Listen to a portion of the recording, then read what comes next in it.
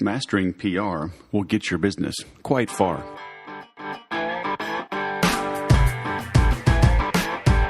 Hello, my friend, and welcome to the Sales Podcast. I'm Wes Schaefer, the Sales Whisperer, your host.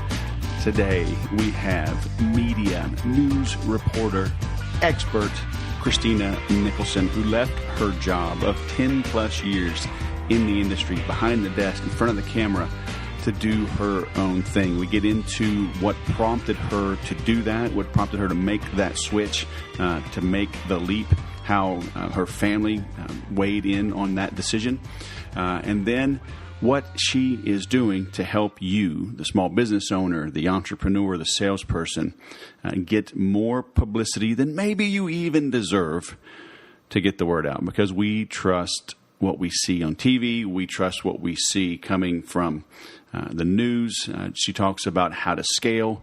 We look at how to treat press releases and a whole lot more. She was really fun to get to know. We've been chatting a good bit ever since. Her interview was a couple of weeks ago, and really smart individual. You're in for a treat, and you'll hear me talk about it at the end. If you want to continue the dialogue, and you should, if you want to actually create a dialogue instead of just having this as a one-way where you listen, head on over to theimplementors.com. Come hang out for free in my private Facebook group, where we are talking about all types of things related to sales. And I've got links there to all of my giveaways, the sales agenda, the best sales secrets, YouTube videos, and other things that I don't share regularly on my website. So go hang out with us, will you? theimplementors.com. Now let's bring on our Christina Nicholson, West Palm Beach, Florida, via the Buckeye State. Welcome to Sales Podcast. How the heck are you? Thank you so much. I'm good, Wes. How are you? So, hey, it's my podcast. I ask the questions. Okay, don't turn this around on me already. I'm getting crazy already. Oh my gosh, she's trying to take over. So you were this news reporter anchor for 4 whole years. You're on TV. Money's raining down on you. Limos, helicopter rides, and you leave all that behind to do your own gig. What the heck's going on? Well, I actually did it for more than 4 years. And my last station I was at for 4 years, but total, it was about 10. Oh, wow. So that's probably why I left, because it was so long. If you watch the local news, you know it cannot always be sunshine and rainbows. You cover a lot of bad stuff. Yep. After I had a couple of kids, I didn't want to work nonstop crazy hours talking about all the bad stuff. So I needed a flexible schedule at the end of the day. That's what I needed. And I worked at a PR agency for about 6 months, but was still finding that I wasn't getting the flexible schedule that I wanted, because at the end of the day, I still had a boss to answer to. In that case, the boss was a little crazy. So I decided to leave and start my own business. And that was over 3 years ago now. So you did that with a couple of kids at home? I started TV out of college.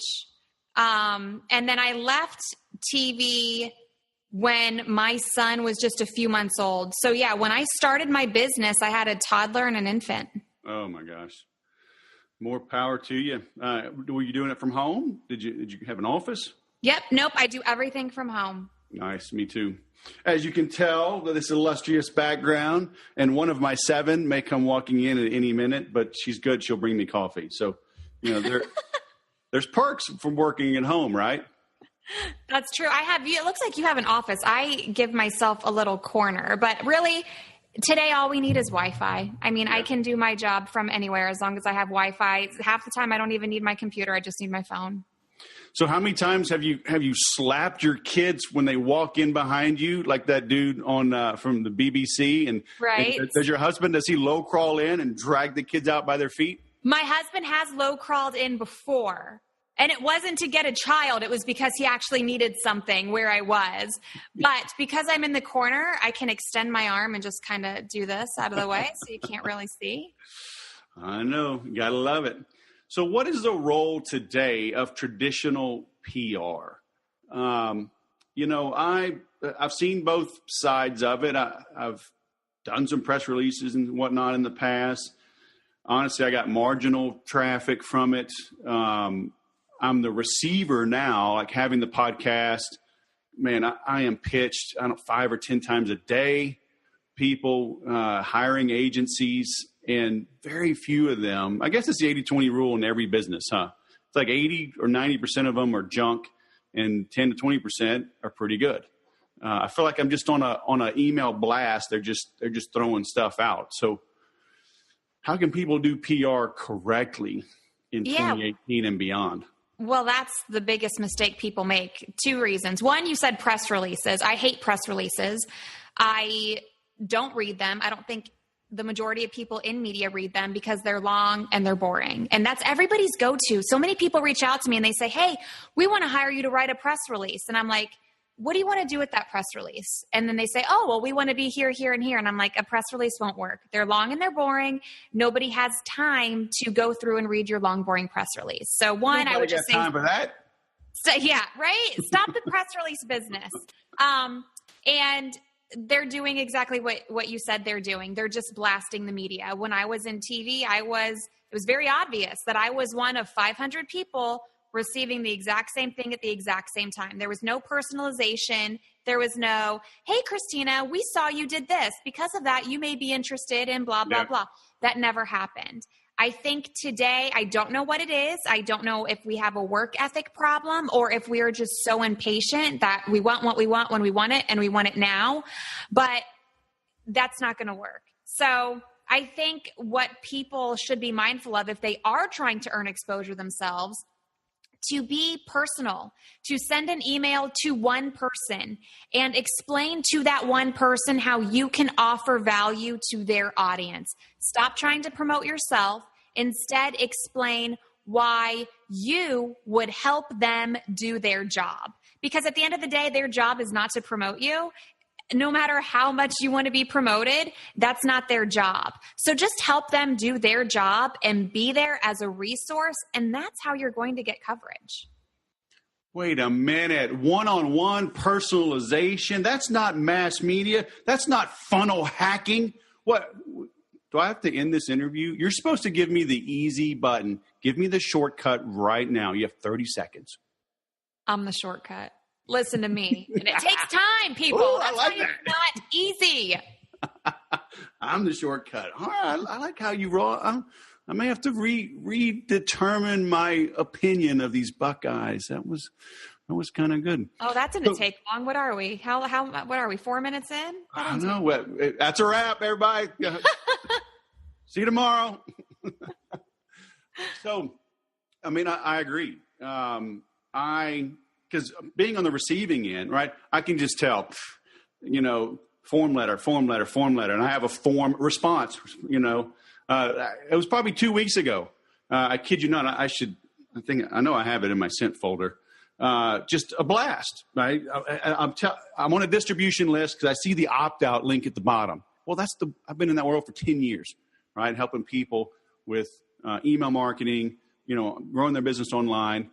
And I replied, yeah, this guy looks okay. Here, book him here. And the guy replies, right? Hey, great. Tell me a little more about your business.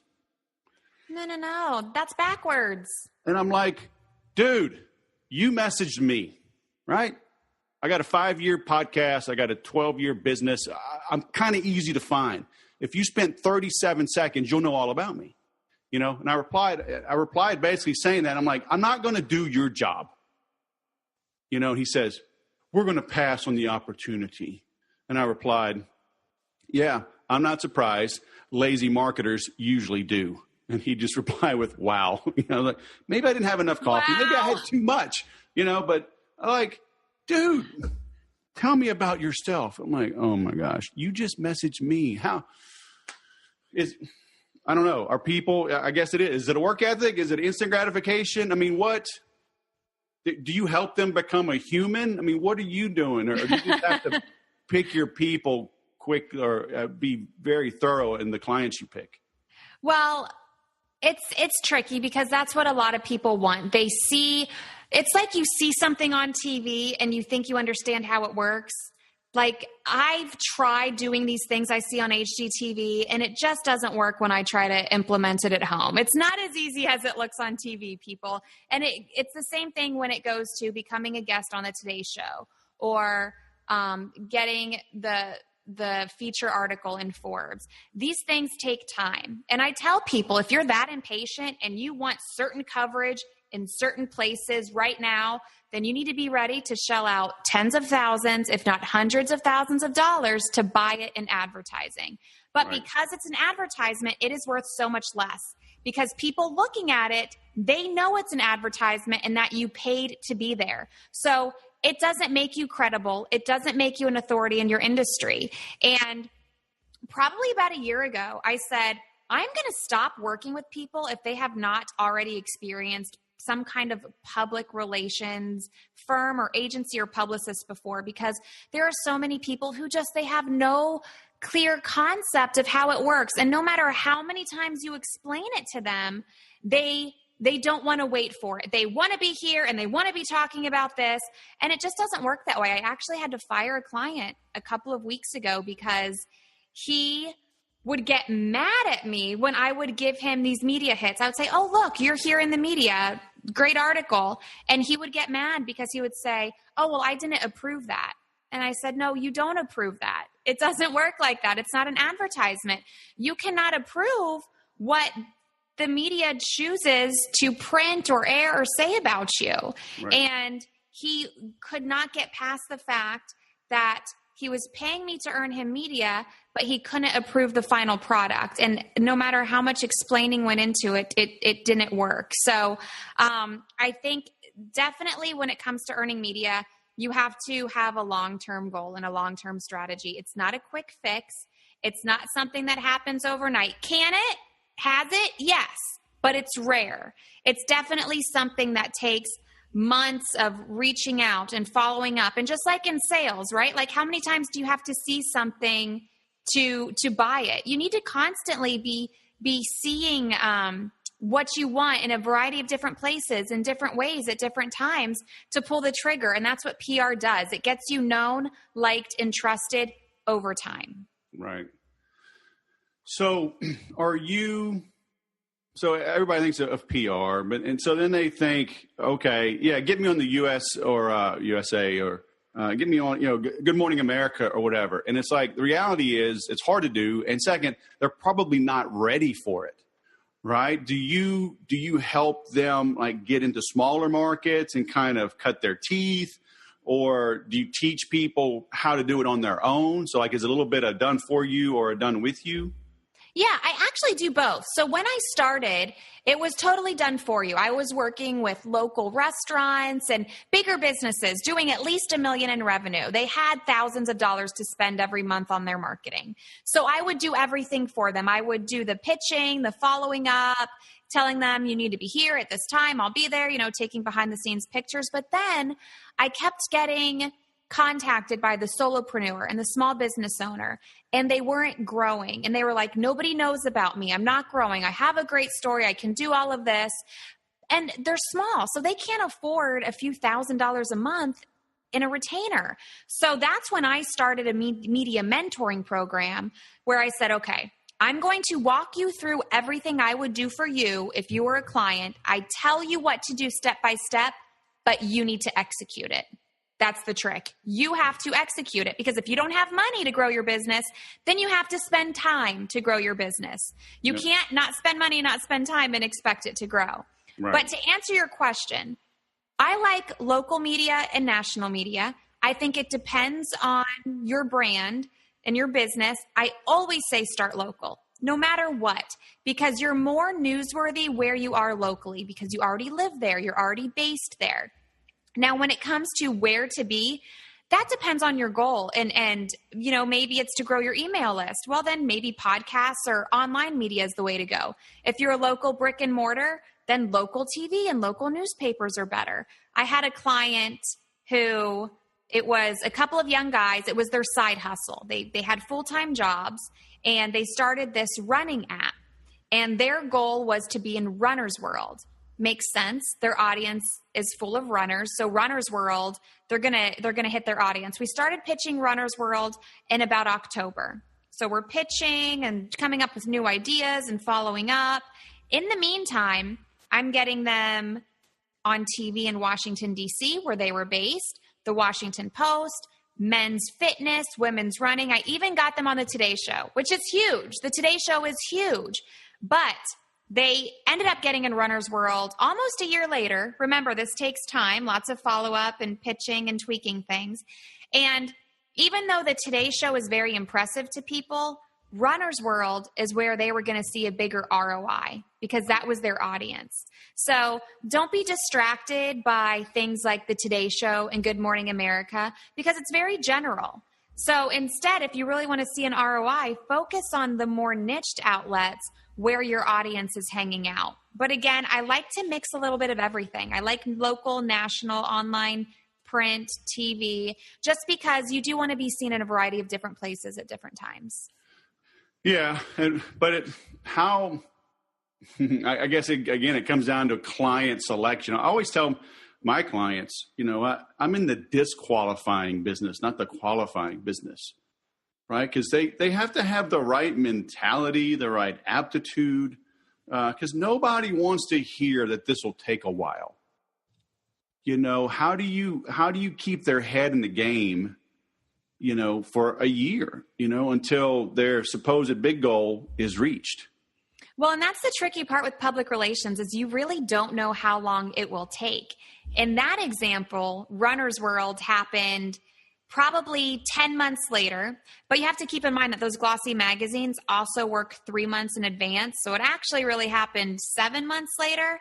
But if you think about it, that would have cost them so much money to get all of that coverage in just a few months. So if you're just patient and you follow the system and the strategies you're supposed to be following, you will get it. But that's the tricky thing when it comes to public relations is you could get your dream hit overnight. It could take 1 week. It could take 1 month. It could take 1 year. And I think that's the hardest part for me is people always ask, well, where are you going to get me? When are you going to get me there? And it's like, I don't control these media outlets. And that's what a lot of public relations agencies lie about. They tell you, I can get you here. We can do this in this time frame. Unless you own the media outlet, you cannot even guess. It's like going to a doctor and you asking the doctor, when are you going to cure my cancer? How is it going to happen? By Right. what time? So it's just an impossible thing to say, but I have years of experience doing this, so I can tell you what works, what doesn't work, give you different strategies and time frames along the way. So every case is different. And when it comes to client selection, you definitely want to have a good story because that's what the media is. They're telling stories. So if a client just doesn't have a good newsworthy story, granted, you can almost always find one. Right. If the client doesn't have one themselves, they have some kind of expertise. And that's the low-hanging fruit is pitching your expertise. So I think the biggest part of client selection, qualifying them or disqualifying them, it's whether or not, especially with my media mentoring clients, if they're going to do the work. It's Right. easy to listen to this podcast. It's easy to listen to my coaching and go through my modules. But if you don't actually take action and do what you're being taught, then nothing's going to happen. Really? Come on. Now, But a lot of people do that. It's shocking. Are you saying I have to read these books behind me and then apply what they say? You mean I have to take time for this stuff to work? Oh my gosh. And are you saying those people that call me up and guarantee that I'll be on the first page of Google in 1 week, they're lying to me? Probably so, because then you got to remember, there's two ways to get on the front page of Google. There's organic, which 100% they're lying to you. And then there's paid ads. I could tell you, yes, I can get you on the front page of Google. And then your next question should be, oh, well, what do I Google to be on the front page? Oh, Wes Schaefer. Google that and you'll be on the front page. Yeah, exactly. Well, yeah. Right? Wes Schaefer, the Sales Whisperer, Murrieta, California. Hey, great. There's 4 searches for that in a decade. But yeah, I own it. Woo! So what are some misnomers about getting some coverage? Are reporters back in the day, were you hard to reach? Were you happy to hear from somebody? If they had an angle, obviously you knew you were being pitched, but were you hoping a good story comes in, or are you screening everybody like, I don't want to hear from you? No, it definitely used to be a lot easier. And that's why I think, going back to press releases, I think that's why people still go to the press release thing, because they used to work. But now you factor in social media. Everybody is a member of the media now. We have how many countless channels and platforms to get our information. So I remember when I first started, you had a photographer. It was me. I had a photographer. Then there was a live truck operator. Sometimes you had a different editor or a sound person. I can tell you, before I left news, there was a day I was 9 months pregnant. I was carrying around my own camera and my own tripod in the hood of Miami, knocking on a sex offender's door, because that's the way the media operates today. Wow. Journalists are so overworked and underpaid that the pitches are still coming in nonstop. Then you have breaking news. Then you have the stories that the reporters are coming up with themselves that they want to do. That if you do not hand the journalist everything they want on a silver platter, they're probably not going to use you, your story, your idea, whatever it is. So I think that would be my biggest tip. Just understand that the way to get coverage is not only by helping the journalist, having a great story and all of that, but really to secure it. Have everything ready to hand to the journalist on a silver platter. I have a client doing a cooking segment, a local restaurant doing a cooking segment on the NBC station in Miami tomorrow. I have already given the producer the script of what they're going to say, the lower thirds to pop up on the TV screen, so they don't have to lift a finger. And anytime I pitch a client, they're happy to work with me because I make their job easier. Right. Yeah, I haven't done a lot of that. A friend of mine got me on a small NBC station like a couple months ago, and I was pleasantly surprised how much work they did. They gave me 8 minutes. Right, I was planning on like 3 to 4. 8's a lot. It's a lot. But they asked for video. They spliced in things from my website and my book, and I was like, oh wow. Then I saw like how much work they put into it, and like, oh, that's what I got to be preparing to make it easy. So that's what you're talking about, huh? Exactly. So like you would have links to a Dropbox to video. This is, where you could grab pictures of my book or whatever. Especially if it's TV, that's another thing you have to keep in mind. TV, I need visuals. So I have my restaurant bringing, a setup with food and drinks and everything to make it look good. If it's magazine, you want high resolution images. So it really just depends what the outlet is. But yeah, you want to have everything ready to hand them. I remember many times when I would be pitched stories, and I would say, okay, well, let's do it. We'll be there in an hour. And they'll say, oh, no, we need a couple days. And I'm like, no, I had a meeting at 9. I have a story to do for 5 o'clock tonight. So if you're not ready today, I'm going to have to move on to a next one. And then tomorrow you're going to be forgotten about because it'll be on to the next. Right. So you just need to be ready with everything ready to go to hand over right when you're pitching. So should somebody pitch the same story until it gets picked up? Or should they, like if I pitch you one and timing's not right or whatever, should I like totally change it up and send you another one? This is what I like to do with my clients, and timing is a big part. So that's why you should always factor timing. So for example, I mentioned my client that I'm getting on TV tomorrow on a Tuesday because it's Taco Tuesday and it's National Tequila Day. And my client is a Mexican restaurant. There's no other time you can do that story on National Tequila Day or Taco Tuesday, right? So that is, a way to get them to say yes. You time it really well. So for example, immigration attorneys, if they were ever hurting for coverage before, they're doing great now because there's so much immigration coverage happening in the news right now. They have so much expertise to share. So you should be making your pitch timely. Now, I always follow up about 3 or 4 times. And if it's not working, then it's time for either a completely new pitch or just change the angle a little bit.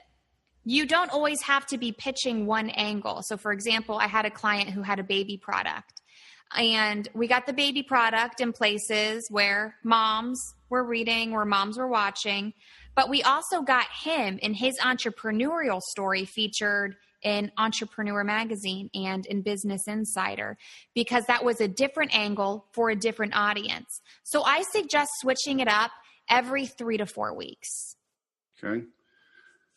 That Mexican food restaurant, should they find a favorite? Like, oh, I love Christina, I'm only going to pitch her, or should they pitch every local channel? And will you run the story if your competitor's running the story? Okay, great question. So the first one, should you pitch one person or variety? You definitely want to pitch a variety, because one person cannot cover you every time you want them to cover you. Even if the angles are different, which the angles can't be that different because most journalists work on beats, right? Like, I cover food. I can't cover you every week. That's not right. So you definitely want to start building relationships with everybody. Now, after you do get that media hit, continue to go to that person, add them to a spreadsheet on your computer. Okay, this is my go-to. I have a good relationship with this person. So whenever you do have something newsworthy to share, you loop that person in. Okay, and then the second question, it was a good one. What was the second question? Will like NBC and ABC and CBS and Fox all run the Taco Tuesday National Tequila Day story? Okay, that story probably not, because it's a soft news story. It's what we call more featurey. It's not something that, would reflect badly if somebody else missed it. But let me tell you what would happen in these morning meetings in the news. It drove me crazy. So I would pitch a story, and they'll say, oh, that's a good story, but we can't do that. Channel 7 did that yesterday. So they don't want to do it because they don't want to look like you're copying them, even though nobody's watching all of them to see who's copying, right? This is just their mindset. We don't want to do it because they already did it. It'll be old news. It'll look like we're copying. But then the next day they'll say, oh, did you see what Channel 7 did? We have to hurry up and do that. They did it. We don't want to look like we're missing anything, and we have to do what they do because they get better ratings, so we have to do that story. Right. So I don't know if that helps answer your question, but it always confused me. It didn't make any sense to me. So really, there is no rhyme or reason when it comes to, oh, they did it, so we can't do it, or they did it, so we should do it. But if it's Taco Tuesday and they're doing the story, and it's coming out on Tuesday, theoretically, 2 or 3 or 5 channels could all be running the story the same day and not even know it, right? That's true. And a lot of times especially at the TV station, we have all the TVs on at the same time, so we can see what everybody's covering at the same time. Right. And really, that's just an industry thing. The viewers who actually watch the TV, they don't know any better. They're not flipping through to see what everybody's covering at the exact same time. So that's like a little industry secret, is we're always looking and always comparing, even though the people watching TV have no clue. Right. Yeah, because if I'm watching the story, because people are pretty loyal, right? They're going to have their one channel, and they probably don't flip around much. That's true. And that's why it's important, again, to build those relationships with different people, and also to be pitching different angles at different times. So I have this client on the NBC station, but they've also appeared on other stations for different reasons at different times. Yeah. And I can tell you, not you, but everybody listening. So you on the treadmill. Yeah. You on the mountain. Yeah. You waiting in the airplane in the line. Listen to me. This is hard. You don't know your own angles. I'm telling you, you can't read the label from inside the bottle. You're too close to your own business. Maybe after you work with Christina for 3 months or 6 months or a year, maybe you'll be able to pitch yourself after that. And it's not a knock on you. It's just hard, right? It's hard to see the angle. We're too close. And because I bet you would cringe if you shared all the bad stories you got pitched, we'd all just be drunk. It would be National Tequila Year, right? We'd just sit and drink and pass out. it's not just the bad stories, really. It's that everybody thinks, oh, I have a great story. No, I know, but mine's different. It's so amazing. And they're all the same. It's, I started from nothing. I had a bad childhood, and now look at what I've grown. It's like, it's not different. It's not unique. Like so many people think that because it's their brand and their business. No, it's amazing. Let me tell you why. And I listen and I'm like, that's not amazing. Nobody's. No, we need 30 minutes on Good Morning America because we have come out with this new pen and it is 0.0264 grams lighter. We are a green company now. This thing is just, it's better for the environment. I need 30 minutes. You're right. No, people really like you do sound like those people. That's true. They do that. I know. I've spent my lifetime in high tech and surrounded by geeks that I love very dearly because we all need very close geeks in our lives that are super smart and will answer the phone when our stuff is broken. But they don't know how to pitch a story. That's okay. I don't know how to code. So we need each other. That's what I say. Trust me. Just call Christina. Don't try to pitch yourself. Like we just take things for granted. Like, oh, that was entertaining. Oh, that was good. It's like, do you know how much work went in behind the scenes? No, you don't. You do not know how much work went behind the scenes to make that 3-minute little segment look really nice. But then, let's say you get them all this fancy coverage. Mm-hmm. How do they leverage it? Okay, right? Do you help them with that? Because I run in that same battle. I can help them with marketing. I can make the phone ring. But then they're idiots on the phone. They're idiots in person, and they don't make any more sales. And then they want to blame it on me. It's like, hey, dude, you should have got my sales training and my marketing help. No, 100%. So that's what I say. It's my job to lead the horse to water, but I can't make the horse drink it. And people will do that. Like I'll have clients ask me, okay, so how many sales am I going to get for this? And I'm like, I don't know. How good are you at sales? I don't sell your stuff. I just let everybody know it exists and they can buy it. That's step one. You are step two. So you tell them, call the sales whisperer. Right? Exactly. That's what I'm saying. It makes a big difference because so many people will get this coverage and then they say, well, now what? And it's like, well, now you have to tell everybody you got the coverage. You need to do PR on your PR because you can't assume everybody saw that. So you need to be sharing that all over your social media, to your email list, on your website, on your marketing material. And then when people come to you, you need to be ready to convert. I had a client who was this close to getting on Good Morning America. And I was telling her for weeks, you need to fix your website. It doesn't look polished. It looks amateur. And at the last minute, Good Morning America said, we can't put that person on our air. Their website doesn't look good. There is so much overlap between marketing and sales. And what is the point of earning all of this coverage, spending all of your time pitching and getting these features in all of these different places if it's not going to turn into revenue? So you definitely need to be ready to convert. And that's why starting from the very beginning, we want to talk about your goals. Where do you want to be? You don't want to be somewhere. For example, let's go back to my guys with the fitness app. The Today Show is great. It may help them get some sales down the road because it's so credible and they're reaching tens of millions of people. But Runner's World is better because that's their audience. That's going to give them more of an ROI. So you need to get in front of the right people with the right message and be ready for conversions. Right.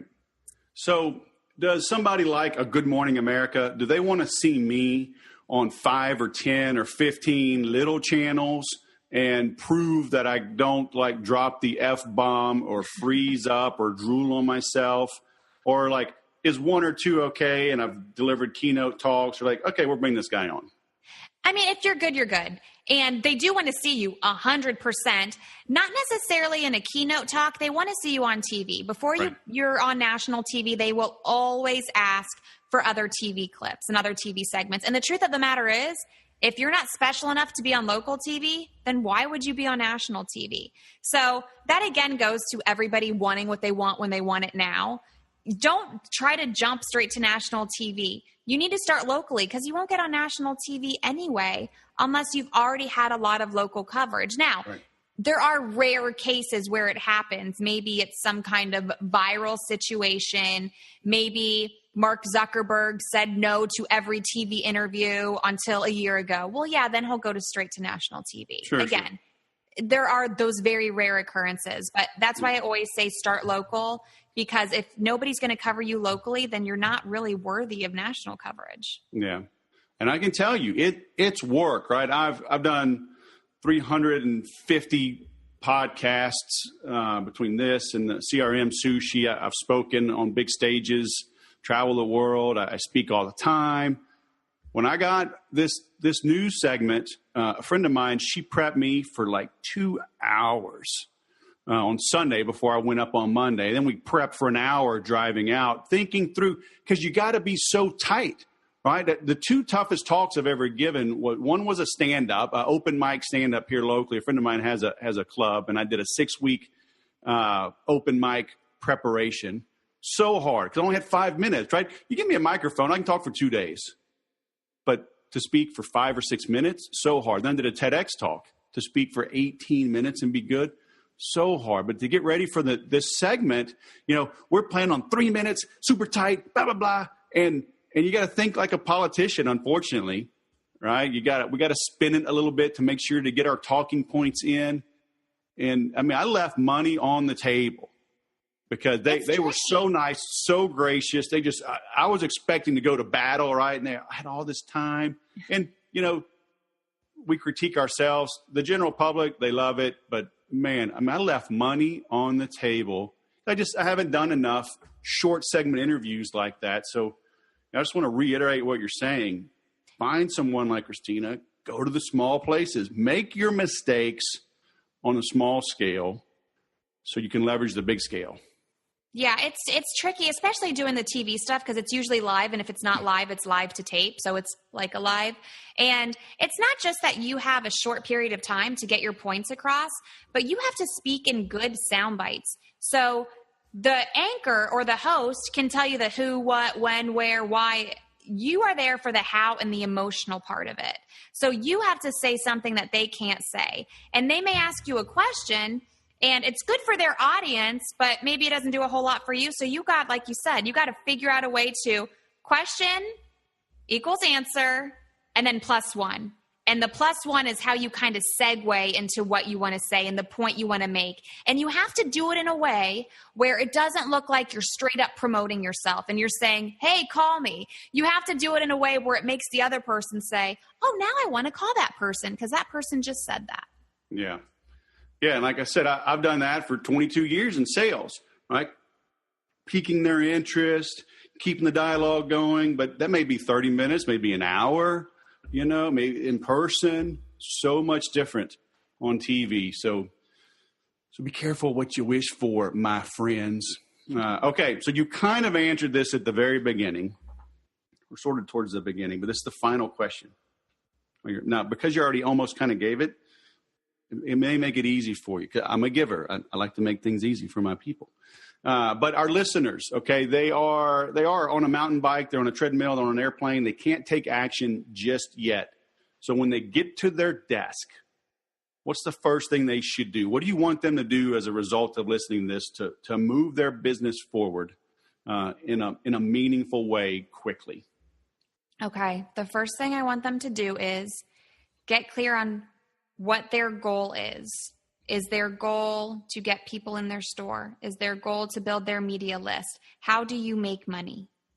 That should be your goal. You want to reach more of those people that help you make money. Where are those people? What are they reading? What are they watching? What are they listening to? Find those journalists. Find one. We're going to start small. Find one journalist that caters to that audience. Get their name. Get their email, start reading what they're writing, what they're podcasting, what's on their TV, whatever it may be, and start building a relationship with that person. Don't pitch them right away. Comment on an article they just published. Email them about something you just heard or something you just saw.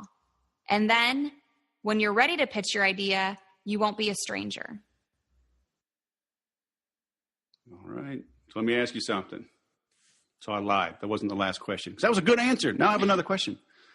I mean, do you see through that? All of a sudden, Wes Schaefer from California is like liking your Instagram pictures of you with the family at the beach. And then like a month later, I'm like, hey, I got this story idea. You know, are you like, you jerk, you've had ulterior motives all along. I mean, I understand what you're saying. How do you balance that? I understand what you're saying. Well, I think it's the way, don't say, hey, do you like the story idea? Don't say that. Say something like, oh, hey, I saw that article you wrote in Inc. last week. That was really good. I liked it because blah, blah, blah. If you're ever looking for help with something else like that, I could help you because I know people in this industry. I even blah, blah, blah. So you're planting the seed. Okay. And then after that, you can go in for a pitch. Okay. I mean, you could just straight up pitch too. If you've got a great story, you could just straight up pitch and I'll recognize your name in my inbox because I've seen you. Or maybe, you know, on Twitter. Lots of journalists hang out on Twitter. So it's easy to tweet them too. Right. I mean, it's not all like any industry. Relationships are great, but you don't need it. I mean, I got the client on the Today Show without a relationship. It's not all relationships. Sometimes it's just a freaking good story. Right. Amen. I'm going to quote you on that. Sometimes it's just a freaking good story. All right. So you made a link just for our people, didn't you? I did. I want to help them. So I want to give them the first 3 modules of my media mentoring program for free. Very nice.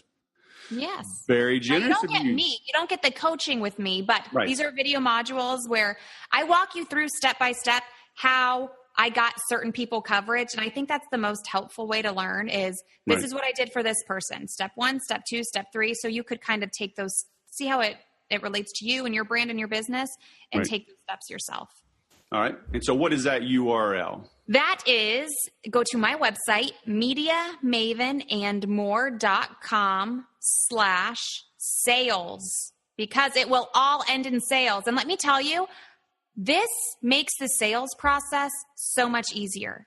People do the networking and the cold outreach. And when they know, like, and trust you before they even meet you, it is so much easier to close a sale because you've already set yourself up as an authority in your industry. So learn how to do that at mediamavenandmore.com/sales. That's right. Because we can't all just run around in OSU shirts and have people just fawn all over us and love us. I mean, some of us have to work at it. You know, my parents used to hang a pork chop around my neck so my dog would play with me. So, I mean, you got to do what you got to do, right? The Ohio State hate is nonstop over here on this podcast. Hey, I gave you some props. I mean, I'm totally reconsidering my viewpoint of the Buckeyes. Okay. So, all right.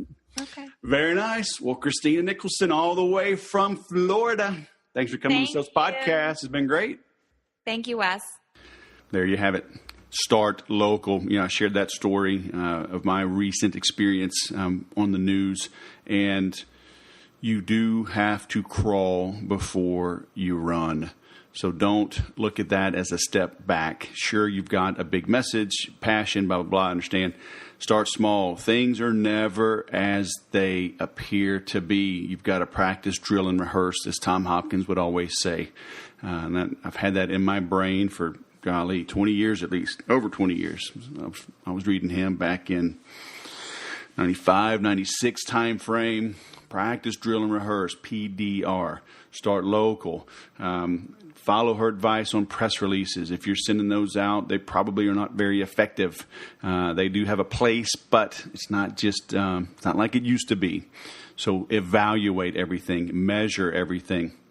You know, I'm coming up with about to launch a very detailed blog post, a book review of the 12-week year, and they really hammer home the need to measure. You've probably heard me mention it more than once on the website, on these episodes. W. Edward Deming. He was Edwards Deming? I don't know. One of those. But he was the leader of what they call TQM, Total Quality Management. He was like a mathematician, statistician, something like that. But he was very instrumental in helping Japan rebuild after World War II. And it was his just radical, extreme, if you will, almost focus on the numbers and the processes, and I've always said, whatever you can measure, you can improve. Carnegie was famous for this. He hired Schwab. Schwab was, I think, the first millionaire, or first person to earn a salary, $1 million a salary, something like that. And it was working the steel mills. And they had a factory that was not up to snuff. They just weren't producing. They tried everything. And then finally, he got a piece of chalk, and he asked, the day shift, like, how many tons of steel or whatever had you produced? And whatever the measurement was, like it was 6. So he just wrote a big chalk 6. So then when the night crew came in, they were like, what's that 6? And they were like, that's our production number for the day. And so, pride and motivation kicked in. And when they finished, they scratched out 6 and wrote 7. And the next shift came in and said, what's that? Oh, that's their production. They did 10, and just on. And they just kept stair-stepping and leapfrogging one another just by having some drive, by having some focus. So what are you measuring? Okay. Are you measuring the effectiveness of the work that you're doing? And if you can get publicity, if you can get free press, you will grow. And there are ways to do it. So go back and, pay attention to her +1 formula, right? Question equals the answer +1. That was one of the things that I learned from my interview, is that I wasn't good at that. It wasn't natural. I just want to answer the question. But you've got to have your agenda. It's kind of like a politician, but hey, politicians that master their messaging, they win elections, and then they have influence. So in business, can you answer the question and then adroitly shift, pivot, segue into making your point? All right, you've got to practice that. It's not something you're just going to do naturally. Trust me on that. That's why you've got to plug in, stay involved with people that are going to help you grow. That's what I offer at the Make Every Sale program, makeeverysale.com. The default setup right now is that you can try this for a full 30 days for $47. I'm going to send you an autographed copy of my book. I'm going to send you my 2 CDs, my sales training flashcards. You're going to get all this stuff mailed to you right away, and you get immediate access to the 41 videos, the workbook, the supplemental content, the boilerplate contracts, so you can create your scope of work, all types of things to help you grow that you would pay money, big money, to get these types of contracts alone. So then at the end of 30 days, with your whopping $47, you can decide if you want to stay plugged in. And so there's a one-time investment, or you can make it over 12 months. If money's a little tight, but you'll have lifetime access to the content. You will have access to the live course I do every single week, where I cover content like this and I take your questions, but I'm helping you grow your business. I'm bringing in experts as needed to augment things I may not know, which is a lot. I admit it, but I know how to find the answers for you. But every week we're on live. It's a Zoom call. It's video. It's interactive. It's recorded. It's structured going through the workbook, but then it's unstructured when I take your questions. We always do an overtime session where whoever wants to stick around and ask anything, I'll work on that for you and with you. So makeeverysale.com. Come join us, okay? If nothing else, you'll get the book, the CDs, the flashcards. That alone would cost you about $94 or $97. So just do that, would you? Makeeverysale.com.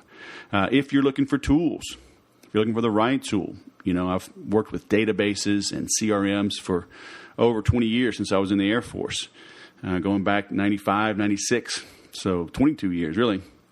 But certainly software as a service, those types of platforms I've done almost exclusively now for going on 12 years. So if you need help picking the right tool, go to Best CRM for Me. Take the free survey. It'll ask you a bunch of questions, and you'll get a link to my calendar to speak with me one-on-one to get some more clarity on that and see which one really is right for you. And I'm an affiliate or a partner of a lot of these. And so my goal is to help you pick the right tool. Even if it's free, HubSpot has free tools. Zoho has some free components. Others start at $9 a month, $22 a month, $79 a month, no annual contracts. So I'm going to help you find the right tool, because as long as you stick with it, I'll always get a little bit of an override, and you'll be singing my praises, and I'll get more business. So there's no hard sell there. Usually I'm down selling people. Usually people want the Cadillac, and I'm talking you into the GMC or the Chevy even. So take that quiz with confidence, all right? Best CRM for me. I talked about the implementers at the beginning of the show. Come hang out for free. Continue the conversation. Please subscribe to the podcast. That gives me automatic downloads, which boosts the numbers, which boosts the presence of the show in iTunes, Google Play, etc. Helps me reach more people I can reach for free, the more free stuff I can provide. Okay, so please subscribe. And also stay tuned. It's not quite ready, but I've got a new domain, thecrmbutler.com.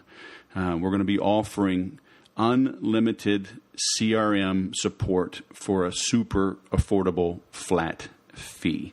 There'll probably be 3 levels when we're done, but I'll be doing a launch probably by the end of August, at least a soft launch to my list, people that are subscribed to my newsletter, Weekly Whisper.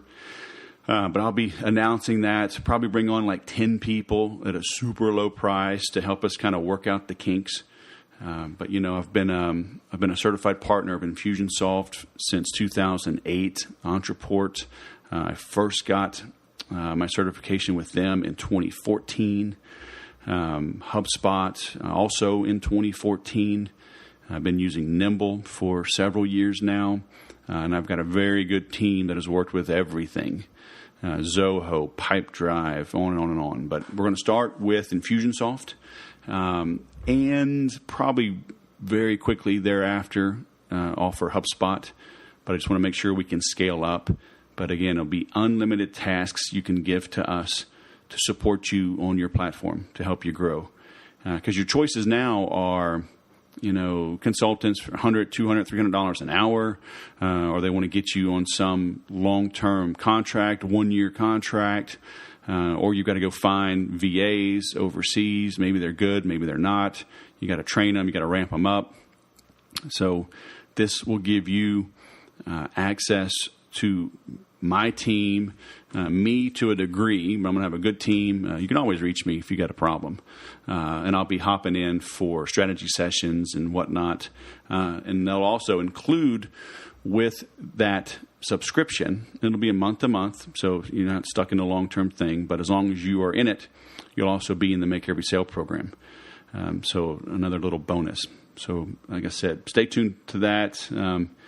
Keep looking out for the CRM Butler coming to an inbox near you soon. So thanks for listening. Now go sell something.